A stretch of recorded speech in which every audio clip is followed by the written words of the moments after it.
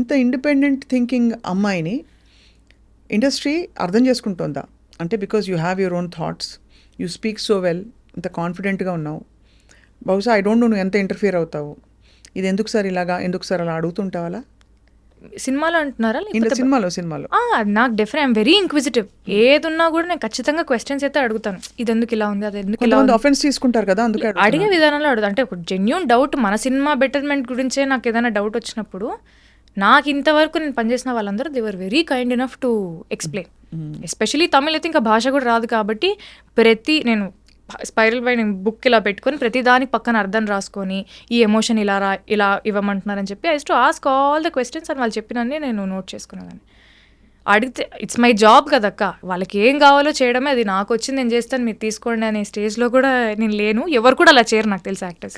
Correct. I'm a director's actor and I will give whatever they want. అలా ఇవ్వాలంటే first I should know what they want. So I need to have that discussion and then I can give.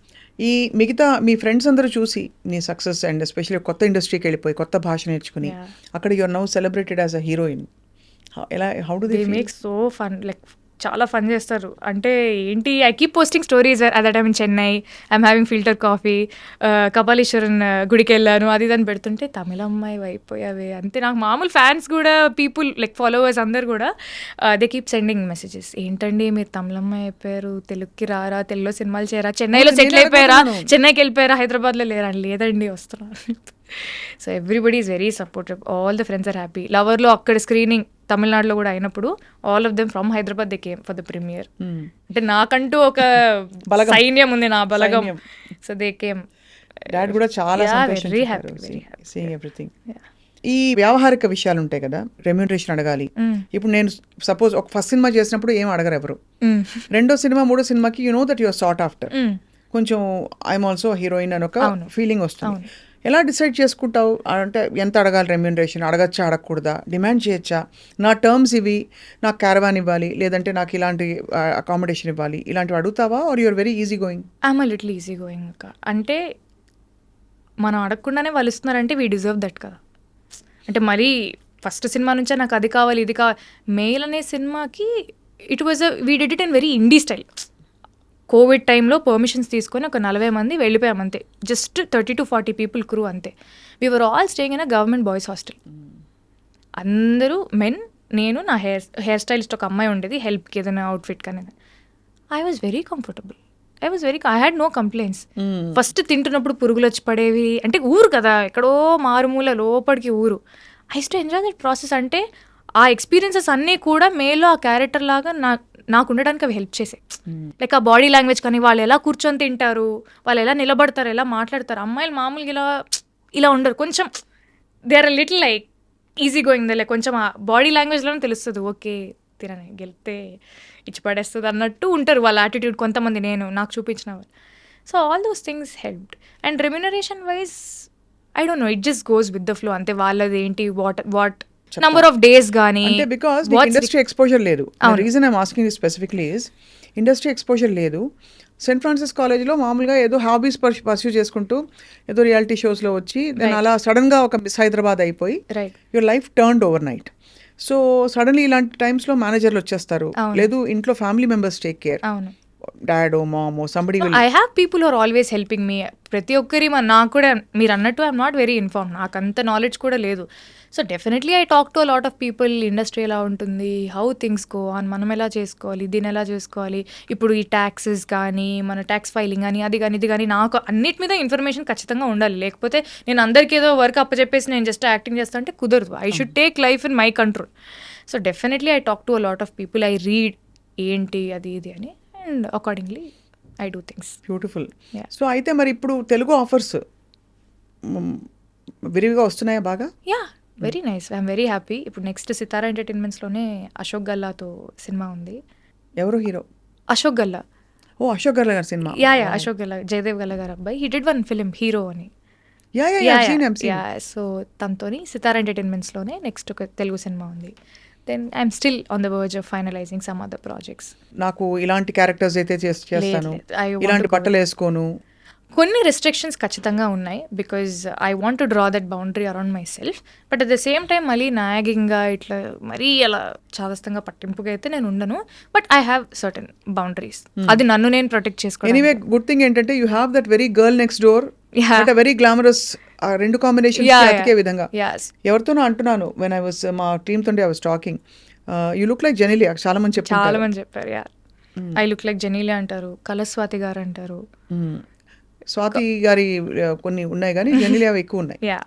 So you will perhaps stay long long long in industry, డాబుల్ with multiple languages, multiple kinds of projects.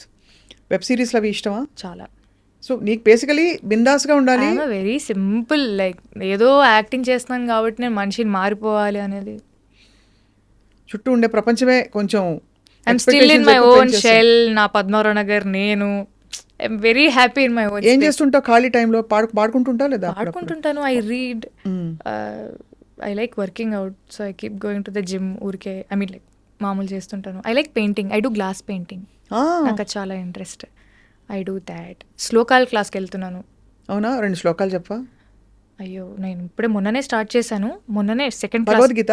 లేదు అంటే నార్మల్గా కొంచెం నాకు ఇట్లా help me something, అంటే ఒక spiritual guidance what ever, I don't know, but I felt nice శ్లోకాలు నేర్చుకోవాలని. మా అమ్మ అనర్గళంగా చెప్పేది శ్లోకాలన్నీ. నాకు అది టాలెంట్ లేదు. రేపు పొద్దున్న నేను ఏదైనా ఏదైనా చేసుకోవాలని కూడా నాకు ఒక్కటి కూడా రాదు. చేసుకుంటావు తల్లి? నేను చేసుకుంటాను బుజ్జి తల్లి. అది ఏమో తెలియదు, it gives me some piece. నాకు ఏదో దేంట్లో పీస్ కనపడితే అది నేను చేస్తూ ఉంటాను. ఓ దీపం పెట్టి దండం పెట్టుకుంటే అదొక ఆనందం. వీలైనంత వరకు చేస్తూనే ఉంటాను. ఎంత చిన్న వయసులో నీకు ఎంత ఈవెంట్ఫుల్ లైఫ్. అంటే ఒకటి స్టార్టింగ్ ఫ్రమ్ కాంపిటీషన్స్. ఏ స్కూల్కి వెళ్ళావు ఇక్కడ హైదరాబాద్? ఓ సెయింట్ ఆన్స్, తర్వాత Saint Francis. Most Saint Ann's బిడ్డలందరూ బాగా అల్లరి బయట కనిపించరు కానీ అల్లరి చేస్తారని అంటారు. సో నువ్వు కూడా అదే వేరే వేరే యాంగిల్ ఉంది. వేరే వేరే యాంగిల్స్ ఉంటాయి కదా. దొంగ పనులు ఏమైనా చేసావా కాలేజ్లో? గోడ దూకెళ్ళడం. మిస్సెస్ ఫిలోమినా సిస్టర్ గారు తెలుసు కదా. Okay, you know she's very strict and she's very wonderful. చాలా స్ట్రిక్ట్గా ఉండేవారు మేడం అని తెలుసు నాకు. సిస్టర్ ఏం దొంగ పనులు ఏం లేదు. కాలేజీ గోడ తీపి గోడలందు దుంకలు, ఓపెన్ గేట్స్, మీరే వెళ్ళిపోండి అమ్మా అంటారు. ఎవరిష్టం వాళ్ళది. ఐ వాజ్ వెరీ లైక్ చేయాల్సిన I went use to bunk classes, go out for films, తినడానికి. సింపుల్ అంతే. ఇప్పుడైతే ఐఎమ్ వెయిటింగ్ టు సీ ఒక మంచి తెలుగు సినిమాలో. అంటే ఇదివరకు వచ్చిన కూడా మంచి తెలుగు సినిమాలు, బట్ ఇంకా ఒక చాలా బ్యూటిఫుల్ క్యారెక్టర్, మీటి క్యారెక్టర్. డాన్స్ నేర్చుకున్నావు ఇంతకి? డాన్స్ నేర్చుకున్నా చిన్నప్పటి నుంచి. జనరల్ డాన్స్ రాకపోతే హీరోయిన్ అవడం కష్టం కదా. Very subjective, depends on what the film needs. It's a normal requirement. It is there, I mean definitely help అయితే ఖచ్చితంగా అవుతుంది. But that is only requirement, the most important requirement అంటే నేను probably agree చేయను. அந்த இன்ஸ்டாகிராமில் பாடின பாட்டு இருக்கு இல்லையா? இருக்கு. அது பாட முடியுமா இப்போவா? ஐயோ லிரிக்ஸ் அவ்வளோ ஞாபகம் இல்லை. நான் ஃபோனில் பார்க்கவா? ஃபோனில் பார்க்கலாமே. இப்போ தான் பாடி முடிச்சியே. சரி நான் ட்ரை பண்ணுறேன். నేను ఏదైనా తప్పుగా పాడితే ఏమనుకోకండి. పర్వాలే, யாருக்குமே தமிழ் தெரியாது. ఎవరికి తమిళ రాదని చెప్తున్నాను. என் விழியெல்லாம் கனவாய் நின்றாய் உறவே, ஏன் வலியெல்லாம் நூறாய் தந்தாய் உயிரே, விடை நான் புரியாமல் திணறுகிறேன், விலகாமல் விலகுகிறேன், புதிரானாய் சிதறுகிறேன் தினம் தினமே, என்னுயிரை உண்ணும் தேன் சுடரே, என் உறக்கம் கொல்லும் தேன் சுடரே, என்னுயிரை உண்ணும் தேன் சுடரே, என் உறக்கம் கொல்லும் தேன் சுடరే. బ్యూటిఫుల్, చాలా సోల్ఫుల్ గా ఉంది. తేన్ సుడరే, తేనె లాంటి మంట. ఐమ్ లైక్ వావ్, వాడ లిరిక్ అనుకున్నాను నేను. బ్యూటిఫుల్. మ్యూజిక్ ఎవరు చేశారు? కానీ Sean Roldan sir. You sang this to him? You sang this in the film also? No, I didn't sing in it. Na Model of Chennai episode ki Sean Roldan sir, Lover ki kuda Sean Roldan sir. That's my second film with him. I know, but why are they not making you sing? నాకు అదే కొట్లాడాలి ఉంది అసలు. ఏమో మరి వస్తుంది, ప్రతిదానికి ఒక time వస్తుంది. యాక్టర్ అవుతాను అనుకున్నానా, లేదు కదా. అది కరెక్టేలే, చాలా మంది ఆ మాట అంటారు. బట్ విశేషం ఏంటంటే నువ్వు అన్నమయ్య కీర్తనలు కూడా పాడేదానివి ఆ టైంలో. అవునక్క. అన్నమ స్వరార్చన శోభారాజు మేడం దగ్గర అవునవును. అక్కడ పాడి చాలా మంది అద్భుతమైన ఎక్స్పీరియన్సెస్. నేను I'm the first one to say that. Yes.